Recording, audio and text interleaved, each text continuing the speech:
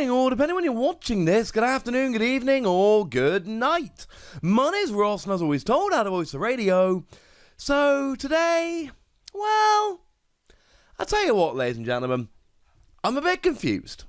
Confusing things are afoot. You see, I've told you this before, I make no bones about it. I follow a bunch of Japanese shops over on Twitter. And one of them is very good for supplying me with buy prices of particular cards. It gives me a really good idea of the rough equivalent value of cards when they're released over here. And they put out a new buy list, and it doesn't make sense to me. Like, at all. It makes no sense to me. There are two prices on here that I do not understand even a little bit. Let's explain, shall we? The two cards I'm talking about are Electrode GX, which is coming in at 500 yen, and Palkia GX, which is coming in at 800 yen. We'll do all the relevant currency conversions in a minute, don't worry your pretty little heads about it. And actually, to be fair, we could bring in Darkrai Prism Star at 600 yen as well, if you so wish. Now, the reason this strikes me as odd is because we can compare this to really good cards, and it comes out favourably. I mean, if we take three values of cards which we know are good, or even, it's a few values, right? We can have a look and say Zacian V 900 yen. Well, Zacian V at 900 yen makes perfect sense. It's the best card in the format. That makes sense to me. Arceus and Dialga and Palkia comes in at 600 yen. Little bit cheaper, but it's been out for a little bit longer. Well, one set longer. But you know what I mean? It's doing good business, but a lot of people already have it. We expect cards to be a little bit lower in value as the hype dies down a little bit. We could look at Dedenne GX, which comes in at 600 yen, and that's a staple that's in a bunch of stuff. And we could look at, for instance, Full Art Dragapult V at 700 yen, given that we know that Dragapult V is a very, very good card.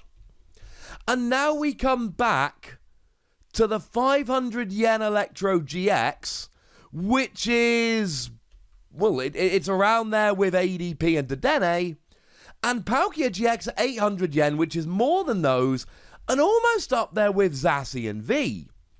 And this doesn't make a huge amount of sense to me. And we could even then look at your Darkrai Prism Star at 600, which is dead in a line with your Dedenne, your ADP, etc. You see, there are certain ones that when they come up at higher prices, we look at them and go, you know what? 1,000 yen for a Full Art Eldegoss V, and that makes sense to me.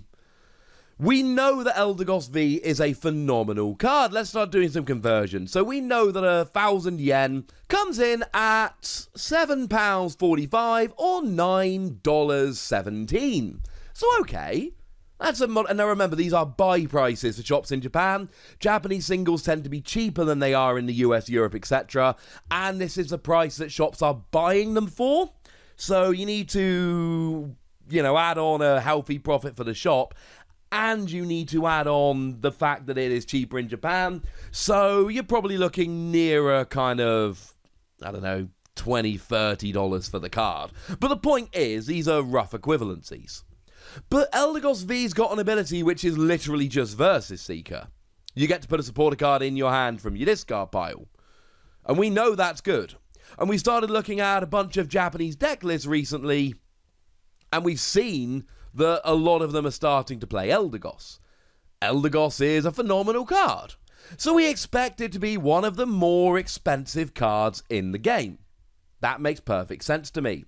Similarly, Dragapult V coming in at 700 yen is a little bit cheaper, but you're looking kind of £5.21 or $6.42. But it's the full art version of Dragapult V, and Dragapult V Max is positioning itself to be one of the best decks in the game, so that all makes perfect sense to me. Zacian V coming in at 900 yen, which comes in at an equivalent of £6.70 or $8.25. It is the best card in the game, so it all makes perfect sense. So now we cycle back to these ones that don't make a huge amount of sense. The starkest among them is Palkia G, coming in at 800 yen. And again, for equivalency's sake, you're looking at £5.95 or $7.33. For Palkia GX. There is actually a Palkia G. It was really good. Well, Palkia G Level X was really good. And the thing is that Palkia GX is traditionally not a particularly valuable card. The water one can be picked up for a few dollars fairly easily. So why the increase in value? Now, I've put some feelers out and around, and the lovely Primal Lugia, who has got his finger on the pulse of Japan quite a bit as I do, he has given me this deck list, which is a Frostmoth Inteleon V Max. And it basically shows us, well, you know what? Yeah, it fits into this deck. And we've got Frostmoth that lets you attach as much water energy from your hand to your bench water Pokemon as you like during your turn. So that's pretty good. And you've got Inteleon V Max, which is a pretty good card that we're expecting to see some love for. Okay, I suppose. Makes sense. The thing is Palkia GX really that much better? I mean, bearing in mind, it's only a one-off in this particular deck. Now, the thing about Palkia GX is it does have a really nice attack.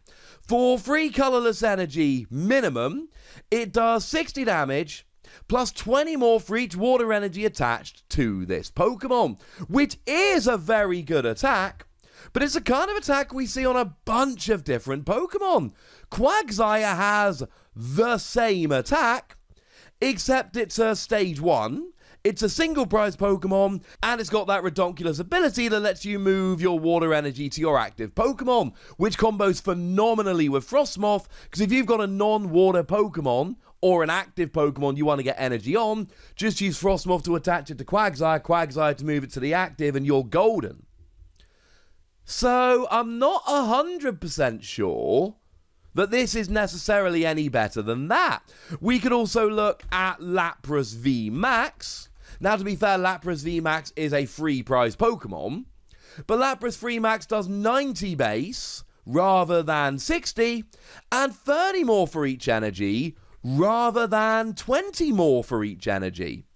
So again, it does seem an awful lot like we've got better options for this attack. Though again, it is very much worth bearing in mind that this is a 2-prize Pokemon, not a 3-prize Pokemon, and a basic Pokemon, not a stage 1. So there are advantages. Now, I am a huge fan of the GX attack here. 5 energy, 150 damage, shuffle all energy from each of your opponent's Pokemon into their deck. And maybe this is why Palkia is suddenly becoming way better. Because you know what? That's a really good GX attack. And if you're playing against decks that are trying to get a bunch of energy, I mean, if you drop that against an ADP deck, for argument's sake, you get rid of all of their energy in play, and a lot of ADP decks actually do go for a slightly slower route, and then they've got to try accelerating energy from there. Drop it against a Zacian when they've already used all or most of their Metal Saucer, and maybe they're going to struggle. And I've got to think this is a reason behind it.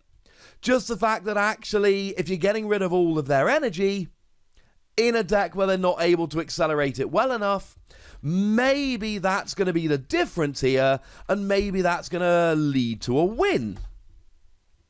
And bearing in mind, if you're playing an Inteleon V Max deck, there is every possibility that you're not playing any other GX attacks that you want to use.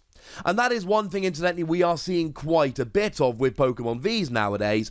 People playing GXs for the GX attack, because there isn't one they need to use, so you know what? It will do. So maybe that explains it. It's become very expensive very quickly. The other one that's gone up in value quite a bit is Electrode GX. Now, Electrode GX does have a really, really nice ability.